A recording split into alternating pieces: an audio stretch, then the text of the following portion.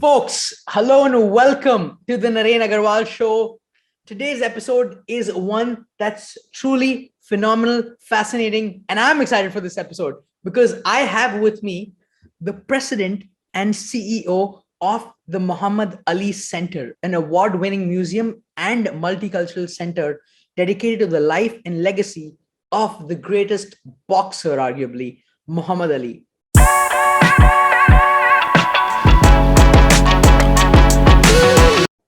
I have with me Mrs. Marilyn Jackson.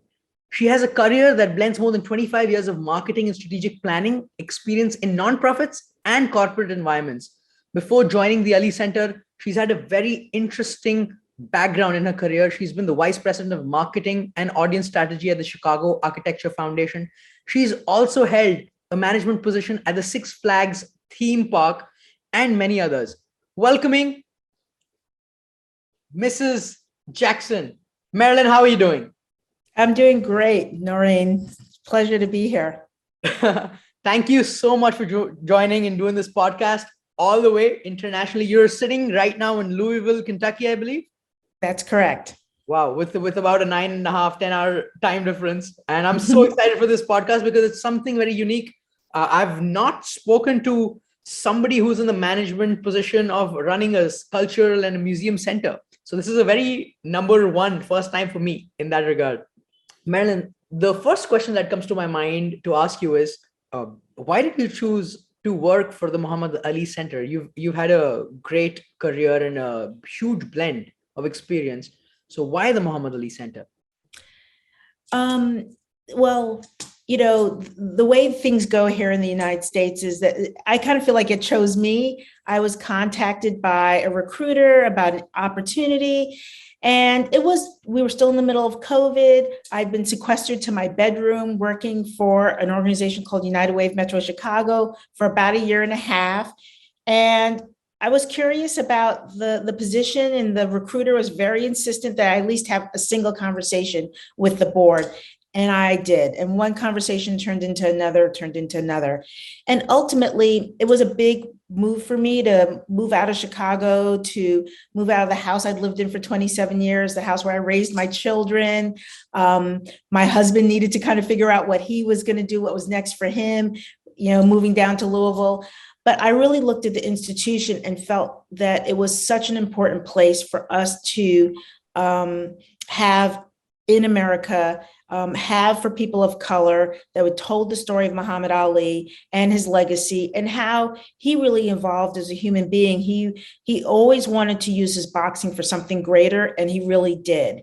And the center, what really moved me is when I went to the visitor comments about the center and read what people wrote about what the center meant to them and what they experienced from the center. And I thought this was a very special place. And, COVID has been tough on all of our museums, all of our institutions that require people to walk through the door as part of their revenue structure. And so it really needed a leader that knew what to do and had the experience of working in a museum type atmosphere. And so I decided to do it because I just think that these institutions are really important. And I know that going to museums, growing up as a kid in Brooklyn, New York, going to museums really broadened my mindset and helped me dream bigger than probably what I was supposed to dream. Wow, that's phenomenal. And it's, I always believe, like, being an entrepreneur myself, like the best hire is not somebody called the best, but the best fit. The person who fits well in the organization and carries the value system with them to come into the organization. And it seems like it was like almost like a great fit for you. It was. So Marilyn, what about Muhammad Ali specifically? Like, is there a story from his life or something that you see specifically that inspires you, especially that you've been in the museum so closely? The thing about Muhammad that I think inspires most people, and me in particular, was his dedication to his values, his conviction to do what he felt was right.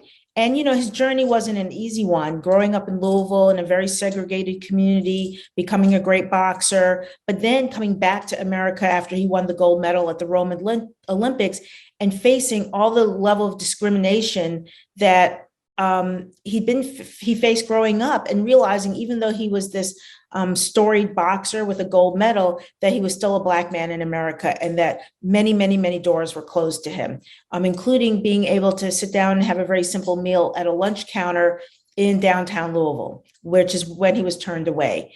And so as he found himself and found his voice, and became a Muslim, which was, he wasn't supposed to do that in America, right? People said that his boxing career would be dead if he became a Muslim. He was convicted to his principles, and that was the religion he felt represented himself and his faith, and he moved forward with that and still had a great boxing career. Then he said he wasn't going to join the war, and they took all his titles away from him and took away the ability for him to make a living as a boxer, but he still persisted, and he didn't box for 3 years. And then he went back into the ring after not boxing for 3 years and still became a champion 3 times again. So, one of my favorite quotes of his is, he says, I can be what I want to be. I can think what I want to think. I don't have to be what you want me to be. And I think that was such a rallying call for Black Americans in this country in the 70s.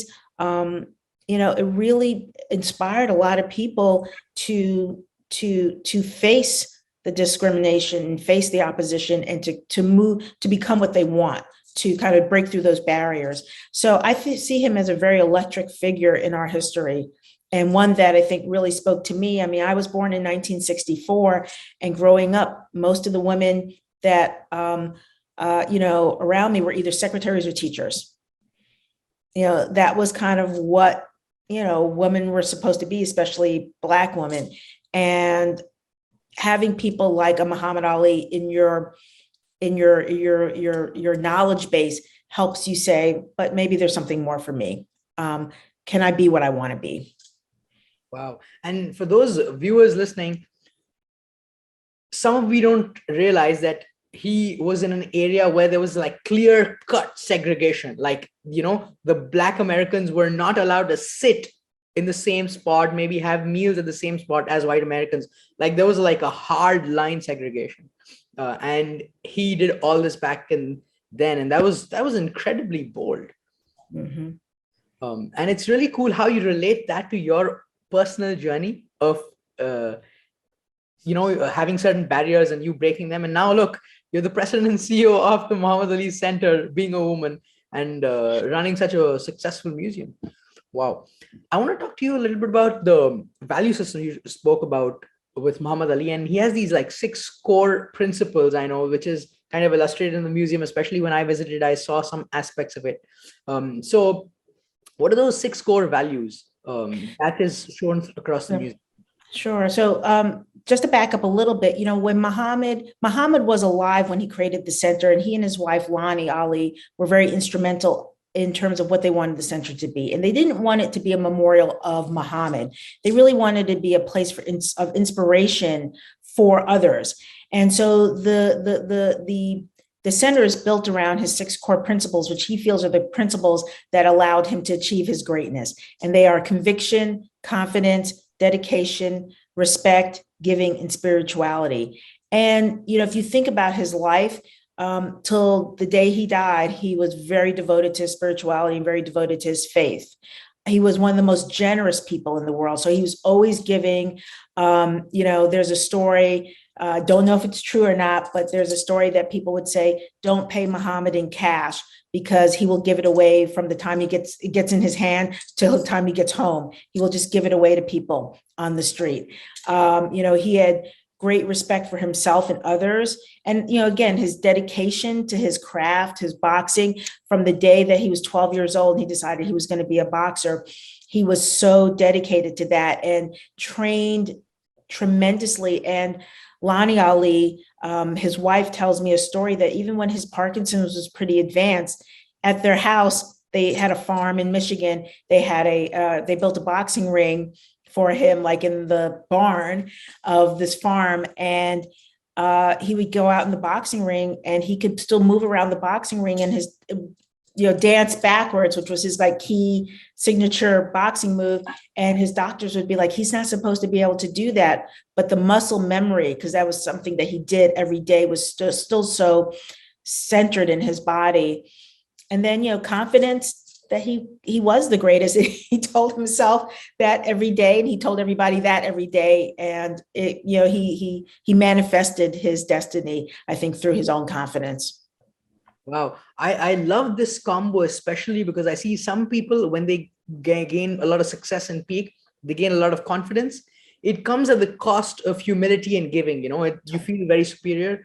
But it seems like Muhammad Ali was able to really, as he aged, really balance these two, where he was confident, successful, yet giving and rooted in spirituality, which I think is a great combination for us to live in this 20th and 21st century. That's correct. Yeah. As what a lot of people don't know is that, at the beginning of his life, he was this great boxer.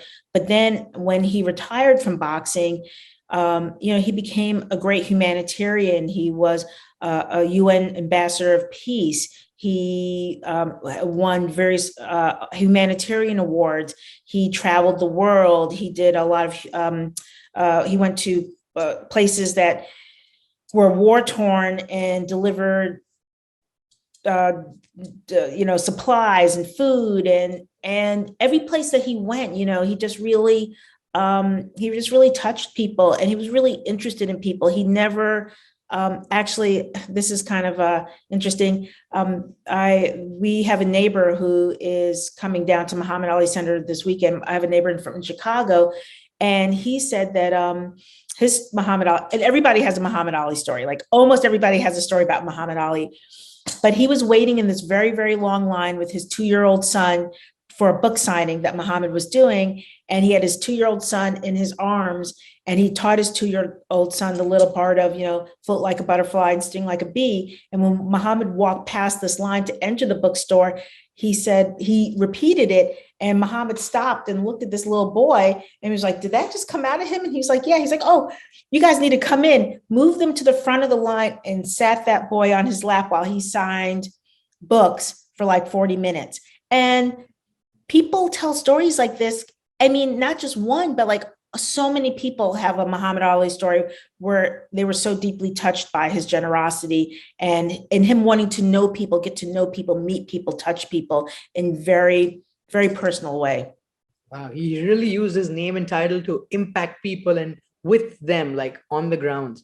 Mm-hmm. This is phenomenal to hear. And even these short stories that you share, it's really interesting for me to hear these through you, because these stories won't come to me through any other way, right? That's great. I want to talk to you a little bit about running a museum. You've worked in the corporate environment, in the nonprofit environment, but a museum is a whole different ballgame.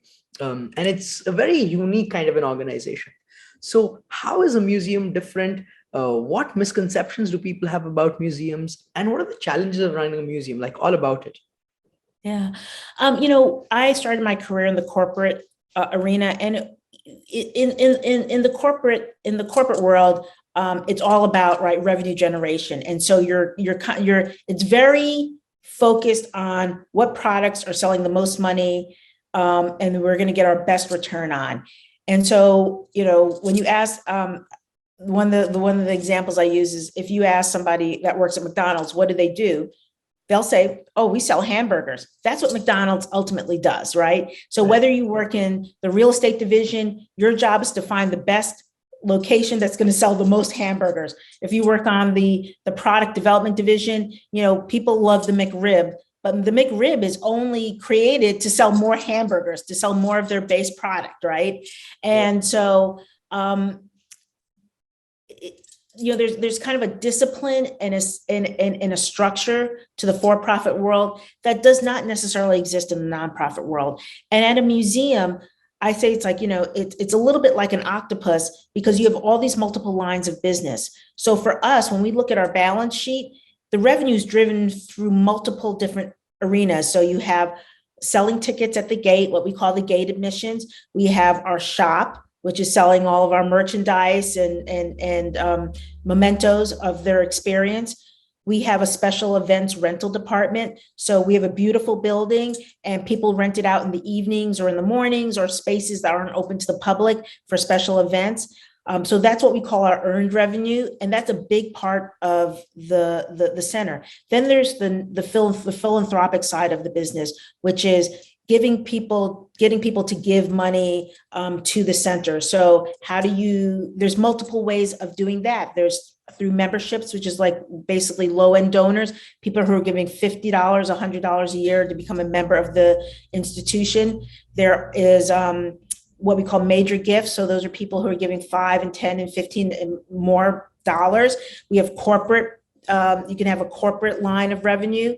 And then you can also have foundations, which are both private foundations and federal foundations. So and why do people give money? Because they think that you have great impact, that you have great youth programs or great community programs. So you need to make all these things work at the same time to be successful. And really, that's how every kind of museum, cultural center works. Unless you're a museum that has a phenomenal endowment, that has some $500 million endowment, where you're just managing your budget of what the endowment returns to the organization, which most organizations are not that lucky to have that type of support. Every museum has to kind of figure out how all these different business models work together to be able to support and grow the institution. Wow. So as Muhammad Ali Center, what's like the main kind of vision or the mission behind the operations of the center? Well, so the center is now 16 going on 17 years old, and I started in January of this year. So I've been in the role for 6 months, and coming into it, my boss is our board. We have a board of about 33 people. And when I was hired, they told me the most important thing you need to do right now is develop a strategic plan. So as soon as I kind of got settled in my seat in my office and unpacked my boxes, we really started working on the strategic plan, and we finished it, and it was voted on in June. And basically the strategic plan has, there's 4 pillars to it, but the most important pillar that I think is really going to help us shape our journey is that coming out of our community, listening to our community. We interviewed over 100 people for this strategic plan. And nearly every person we interviewed said the most important thing the Muhammad Ali Center could be doing is advancing racial and social justice. And when we look at what's gone on in America over the past 5 years, it is paramount that people need to understand that we need to be a better society. We need to respect each other, and people need to feel like they have justice in this world. And so that's what we do, and we think that the way that the permanent exhibits are currently curated really delivers on that and really shares with people what justice is and why justice is important for everyone. So that's what we're working on right now to take the center to the next level. Anything that's 16 years old needs a reboot. So we need to, look at how we upgrade our permanent exhibits, how we make sure our building's in great shape. People think when my brother just visited me about a month ago, and I'm very close to him. He came down to the center, and when I walked him in, he was like, I had no idea it was this big. It's a 90,000 square foot building. It's really an impressive place. And it needs a lot of support and investment to keep it running the way it should be running. Yeah. Wow. Marilyn, I know and I've heard of some programs that you run, especially for the youth. And I want to know a little bit more about that because they sound very engaging and very insightful. And I think more people deserve to know about them. So what are some programs according to you, and how is that impacting the youth? Yeah, so one of our core programs is called the Muhammad Ali Center Council of Students, and the acronym is MAX, the MAX program. The MAX program has been around for about 20 years, and it is young people who are in high school apply into the program. And they stay with us for a year, and usually they renew year over year. And really, it's a helping them discover what their social justice journey is about. And so it's an integrated program. There are kids from all over, all walks of life that come into the program, and they tackle tough questions like things like the death penalty. Should we have it or not have it? What does justice look like? What does educational justice look like? Environmental justice. And then they are also encouraged to be change makers and thought leaders in their own community. So they're usually given some kind of project to work on for the year that they develop on their own. And whether it's at their church or at their school or on their athletic team, they look to make a difference. And it's been a really successful program. And the kids, when they graduate, most of them talk about how this program has changed them incredibly and changed their view of the world. And a lot of them go out and work in these kind of public policy spaces. And we believe that they are the next generation of change makers. Wow, that's phenomenal. It's like helping the youth develop a vision for what they want to do and then helping them in their career in some way, Yes. which kind of these cultural centers allow to do, because not always in school, the environment is there to create such change in children, and these other avenues is what can actually help them. And this is great that you're doing that. Yep. There's a saying here that you can't be what you don't see. Wow. You cannot be what you don't see. Wow. That's so true. I want to know a little bit about the award show that the Muhammad Ali Center does. I heard it's quite big and like there's some big names that are associated with it. So what is this award show and what is it about? Sure. I think about 8 years ago, the center decided to start something called the Muhammad Ali Humanitarian Awards. And it's really rewarding people who, and honoring them, people around the globe who are doing great humanitarian work. We generally give out somewhere between 10 and 12 awards. And it's kind of broken into two categories. So there's what we call the primary awards, which are the Humanitarian of the Year, Lifetime Humanitarian, Kentuckian of the Year, and maybe there's usually a fourth kind of award that may go along with the theme of the event that year. And these are people have won these awards that some are celebrated entertainers or just various people from around the around the world that get awarded these type of awards. Then we have something we call the core principal award winners, which are the principals that I just shared with you. And we give out 6 awards. And these are to people who are under 30, who are working in conviction or confidence or dedication or respect.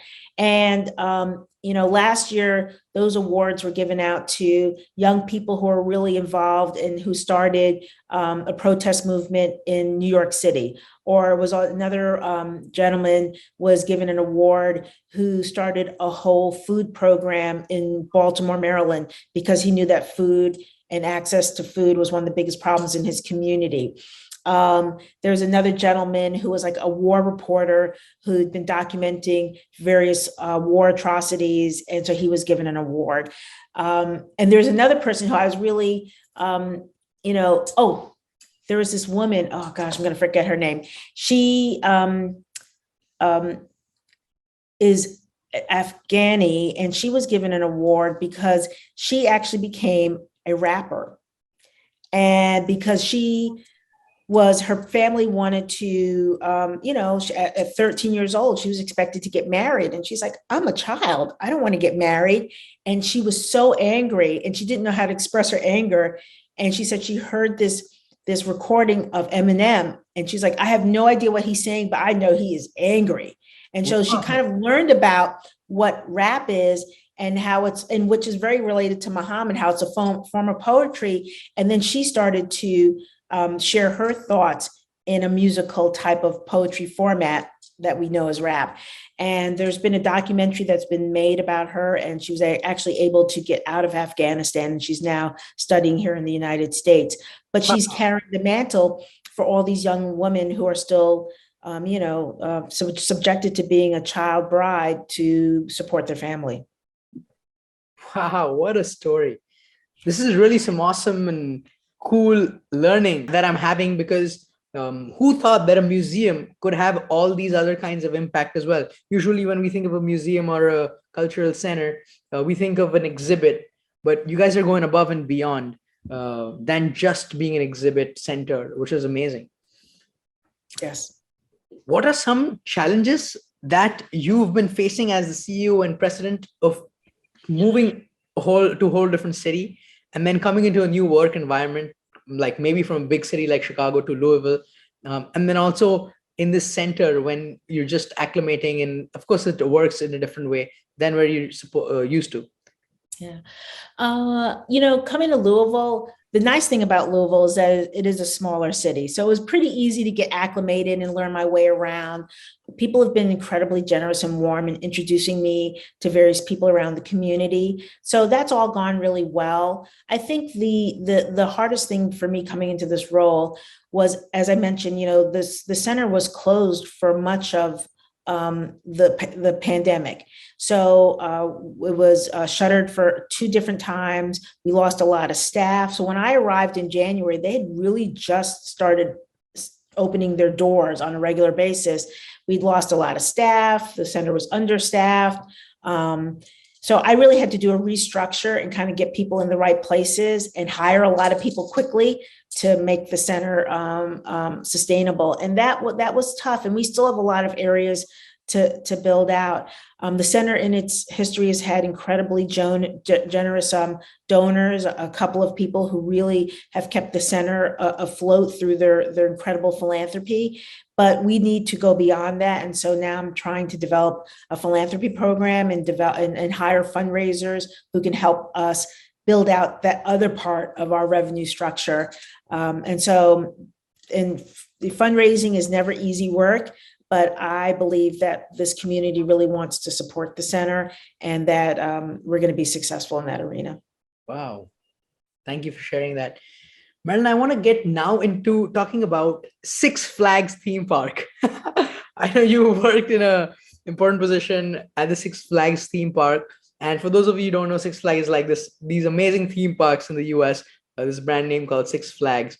And so I want to know, like, what were you doing at the theme park and how's it to work at a theme park, like in the back end? So a little bit about that experience. So I had just graduated. I just gotten my master's, my MBA from Northwestern University. And I was really interested in the cable division. And so somebody connected me to this gentleman that had actually created MTV. And I met with his team. And I was like, I just, this is an informal interview, just want to learn more about cable and different inroads, how I can get into it. So we had a great conversation, but at the end of the conversation, they said, we don't do cable anymore. We're not into creating cable shows. We are into theme parks. And at that time, Six Flags was owned by Time Warner, and it was a Time Warner division. And would you be interested in working at one of our theme parks? And I was like, well, tell me a little bit more about this job or this role or what you're expecting. So what they shared with me was that, these theme parks were really incredibly successful, but kind of lacked strategic planning. And that each year, each of the parks would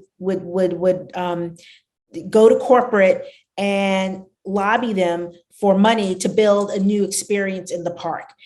But then the corporate would give them the money, and then they would just kind of like plop a roller coaster in half of the parking lot. And there wasn't a real plan to developing the theme parks. Wow. And they said, we were trying to bring some, we think a young MBA like you could be really helpful in helping them make 5-year plans. And I was like, okay. So I thought it was interesting, and I said yes to the job. And it was one of the best jobs I've had. It was a lot of hard work. The theme parks are open 7 days a week. It was an incredible culture. It was, really, everybody was expected to pitch in. I mean, so even the administrators that had our desk jobs with our computers, I'll never forget. I went through orientation, and you go to the costume section and you get measured for a costume, and then they train you on a ride. And I thought, I'm just doing this because, I'm just being part of the team. Well, one day I get a phone call at my desk, and they're like, Marilyn, yeah, we need you to go out and work a ride. And I was like, for real? And they were like, yeah, yes. And then I said, well, I'm wearing a skirt, and a top, and they're like, well, what do you think you got fitted for a costume? Go get your costume and get out there and work the part. And so, yeah, we all had to work the park. My boss was the CFO and general manager, and he would be out there working a ride if the attendance was more than what we expected, and we weren't staffed properly. So it had incredible culture, and I learned a lot about guest services and running a guest-oriented type of institution. These guys were, and guys and gals, these folks were incredibly smart about how to monetize every aspect of the park, the retail, the food service, even down to like, when you go to a theme park and you see that little water cart, they can tell you exactly where that water cart should be placed in the park to make the most money, and exactly what mix of products to have on the cart. And everything had a revenue structure, and even staffing. So I think to run the park was you needed about something like 500 people in the park at a minimum to run the park every day. Park. Yeah, well, the park that I worked at their design day was 30,000 people. So it was designed to host 30,000 people a day, which we maxed out above that on many days. So that was part of the strategic plan, is how do we grow the park to be able to take in more people? Well, so when you are budgeting that many people to work, what happens if an unexpected rainstorm happens in the middle of the day? They knew quickly how to cut staff and send them home. They also could predict, like they would look at past. They had this incredible history of weather and attendance, and they could almost predict down to like the dime how many people were going to come to the park and what the staffing should be. And and it was just an incredible logistics operation. Wow, this reminds me of this statement, like data is the new oil, and I think the success for any modern organization lies in the data and the accuracy of data and the data analysis that they can do. And what you're telling me is like blowing my mind. How long back was this? So I worked there in, I think it was, like 92 to 94, something like that. I cannot believe that they were operating with that kind of data, like about 20. And it was all kept in spreadsheets. I mean, there was no sophisticated coding or anything. There was a guy who ran the attendance reports, and he was like, he looked at past attendance, the first week of June, the second week of June, July 4th weekend. He looked at all those past attendance. He looked at the weather, because they charted the weather patterns. And he said, based on what I see as the weather coming up for the next 2 weeks, this is what I'm forecasting for attendance. And then each person knew how to staff their division based on the forecast. This is crazy. I mean, we have so much to learn from American organizations around the world. Yeah, they were really very, very savvy business people. And in fact, the reason why I was placed at that park, because at that time, Time Warner owned 10 different Six Flags parks. That park had the shortest season and had the highest revenues of the other 10 parks. And was this around Chicago? Yes, it's in Gurnee, Illinois, which is about 45 miles north of Chicago and about 15 miles south of the Wisconsin border. Phenomenal. Marilyn, I'm getting to the last part of the podcast, and this is the question I want to leave you with. What is your biggest learning that you would like to share as somebody who's been so successful in their career and who's kind of tasted different organizations, nonprofit, profit, and now running as a CEO and president of the Muhammad Ali Center, for somebody who's running their organization and who somebody wants to excel in their career?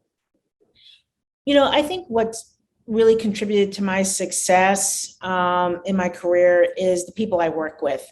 I always, if you have a great team, you can accomplish so much. And I think that, great leaders create great teams and really, get their team to work together as a unit, to have respect for each other.